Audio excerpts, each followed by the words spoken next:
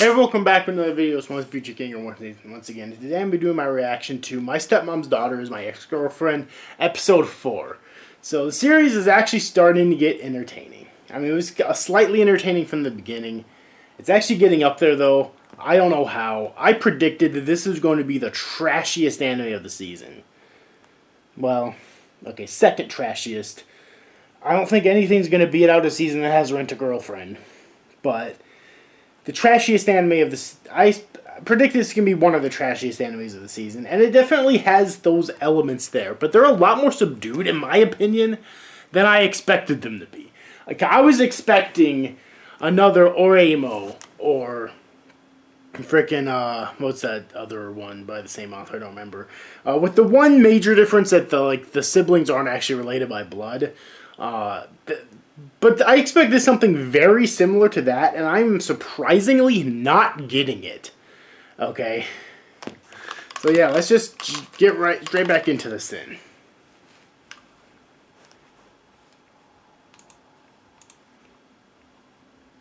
The episode will begin in 3, 2, 1, go.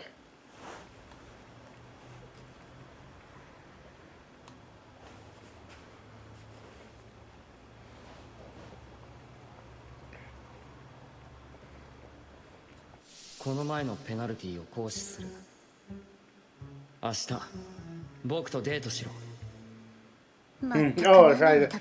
forgot about that, but I remember it now, yeah.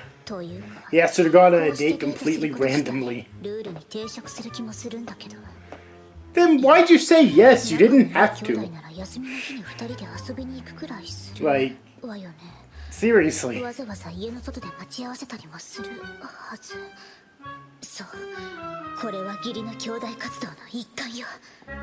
Is it?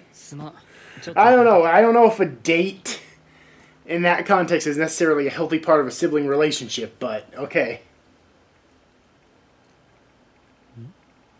Irido Mizuto, yone. Watashi no gitei no. Irido Mizuto da. Kimi no gikei no.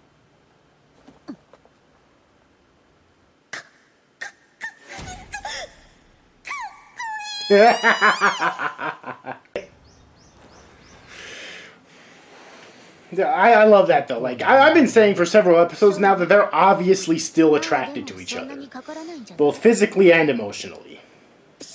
But like, yeah, it looks like the series is really going for it here. Hey, I don't have as many qualms about it because it's not like they aren't related by blood, and because they dated before becoming step siblings. It's like, so yeah.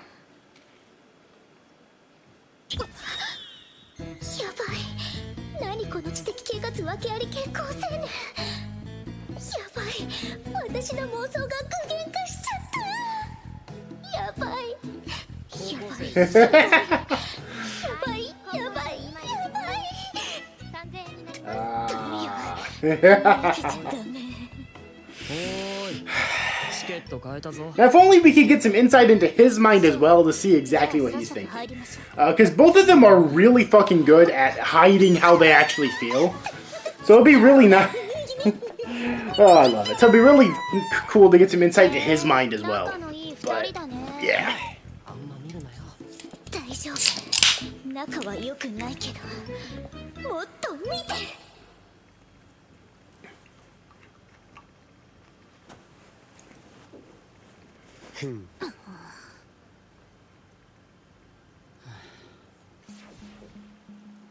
いいかイリド。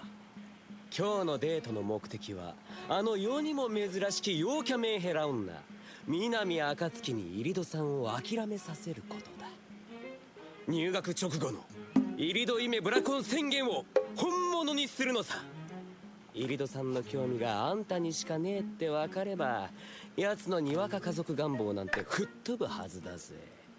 あの女ならあんたとイリドさんがデートすると聞きゃ絶対に覗き見する。そのチャンスを逃すな。あんたはイリドさんをメロンメロンにしてラブンラブンとこを見せつけて南のハートをバッキバキにするんだ。クガ。遠慮しておく。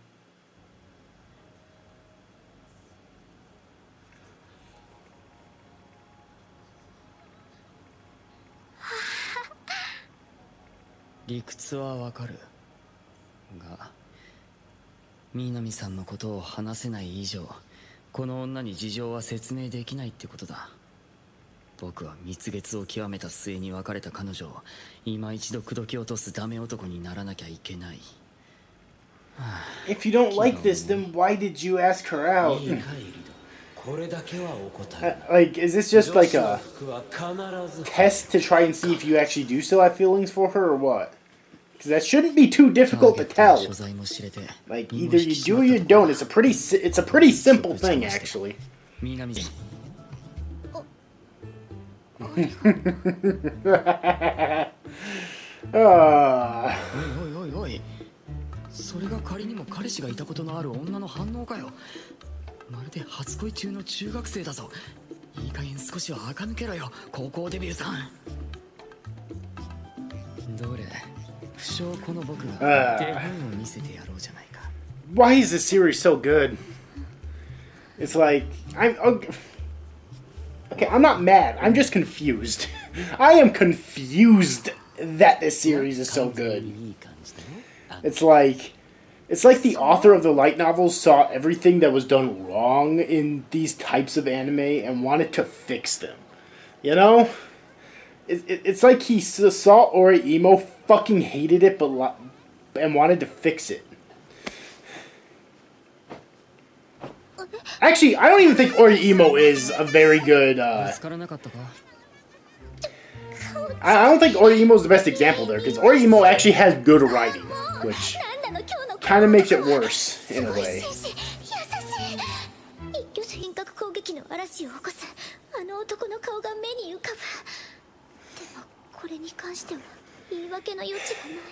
And these characters are surprisingly sympathetic, too. It's like... it's like they're obviously falling in love with each other again, but they don't want to because they're siblings, and probably at least partially because of the falling out they had originally, which is why they broke up. You know, and it's kind of a sympathetic thing. You know, especially that first part with them not wanting to fall in love because there's technically step siblings right now. You know, it's perfectly understandable. You know. 今日のあいつはすごくいい感じだった。かっこよくて紳士的で優しかった。嫌味の雨よりずっといい。皮肉の嵐よりずっといい。いつもの鬱陶しくて忌々しいいがみ合いより何億倍も心地いい。なのに私一体何がしたいんだろう。こんな風にまた迷惑までかけて。Did she break up with him because she blamed herself or something? Because she felt like she was being a burden to him? Getting some backstory! I like this. まだ学校の図書室で話すだけの間柄だった時、私ないわけじゃない。君がどんくさくて要領の悪いやつだってことくらい知ってるよ。今日知った。Oh man, this is a great scene. Damn it. So, their breakup... I'm getting the feeling that their breakup was completely of a misunderstanding. It's like, she felt like she was being a burden to him, so she broke up with him, and he didn't realize the reason, so he thought that she was just being a bitch, or something like that. You know? 僕にだったらいくらでも迷惑をかけてくれ。 Royal milk tea, is that a real thing? I would actually try that if I was in Japan, or maybe it's in other countries too. I don't know. It sounds like a really cool drink, though. I've never had milk tea, but I'm pretty sure that is a thing. Royal, I assume, is the brand, but I don't know if that brand exists or if they just made it up for this story. 何それ。あなたって本当信じられないセンスね。なんだと貴様。よしわかった。ビブリオバトルで勝負だ。表に出ろ。じゃあ先行私。坂口安吾不連続殺人事件。じゃあ後攻僕。森鴎外舞姫。豊太郎とかいうクズのことを私に思い出させないで。不連続殺人事件もクズの大名行列だろうが。だいたい死ぬからいいの。ほほ君はクズは死んだらな。Ah.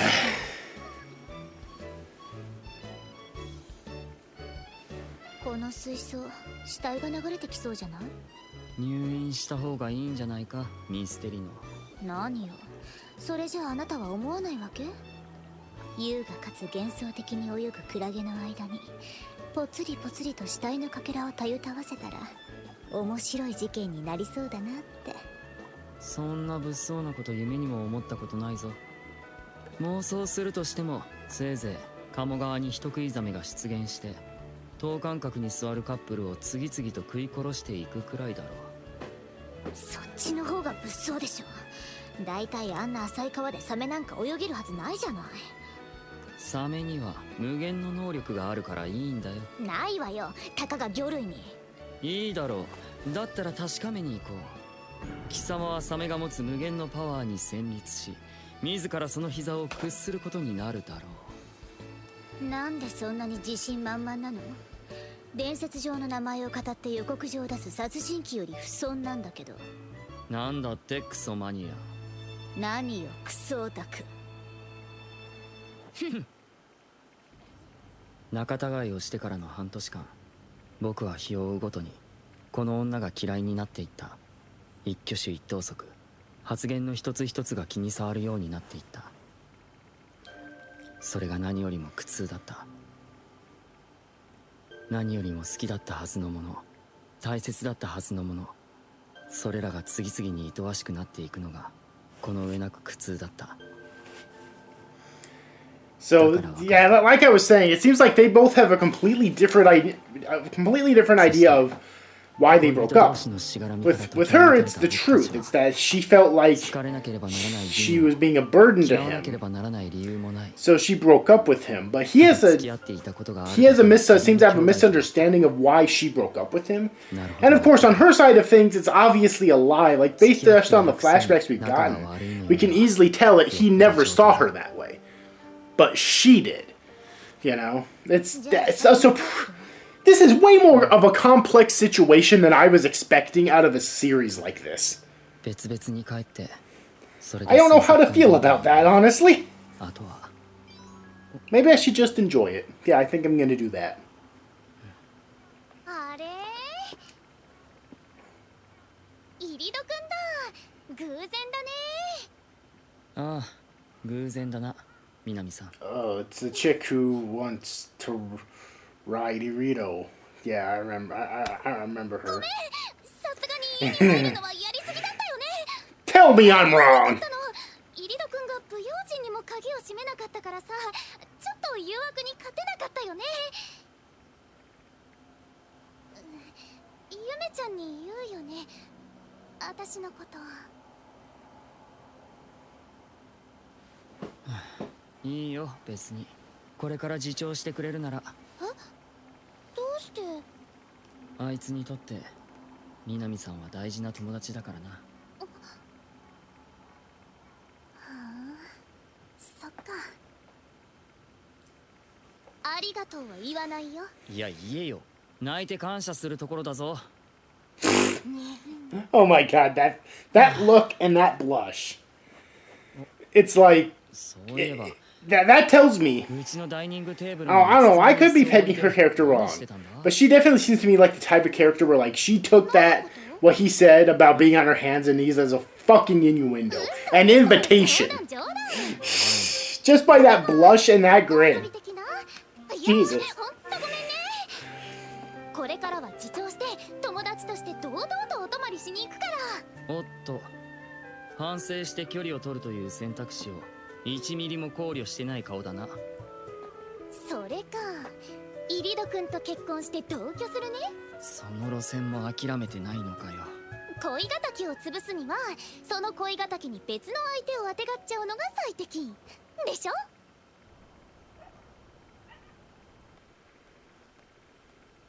どうも腑に落ちないことだらけ。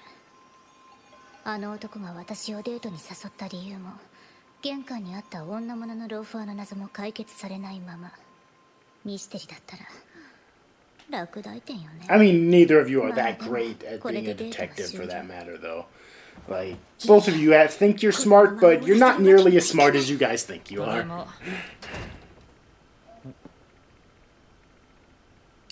これより弟の晴れ姿を記録します。は？下着事件のペナルティーよ。足組んで。そうそう。 Wait, what the hell's going on here? Why is she getting so excited taking pictures of him reading a book with glasses on?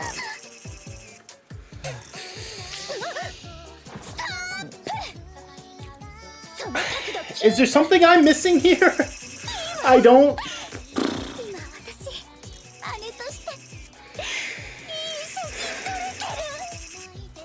Does she just have a glasses fetish? Maybe it's a sophistication fetish, like she thinks guys reading books with glasses is sophisticated and that turns her on. I don't know.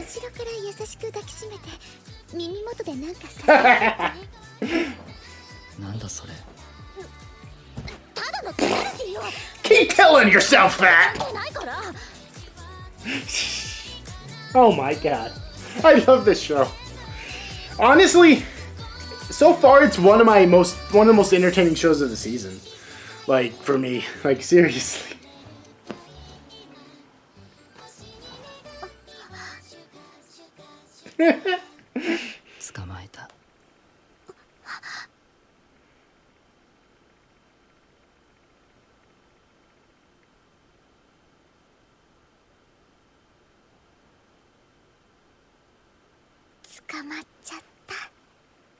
Oh, Jesus. I mean, that goes with what I was saying. That definitely connects with what I was saying throughout this entire fucking video about them still being in love, but I didn't expect something that sensual this early on, though. Like, seriously, that actually made me shiver a tiny bit. I'm not kidding. まあ、あの女が不穏な動きを見せたらまた相談してくれや。南暁に関してだったら、俺は他の誰よりも助けになれると思うぜ。つかぬことを聞くが川波。君、入院したことあるか？あるぜ。中学の頃にな。大変だな、お互い。そうだな。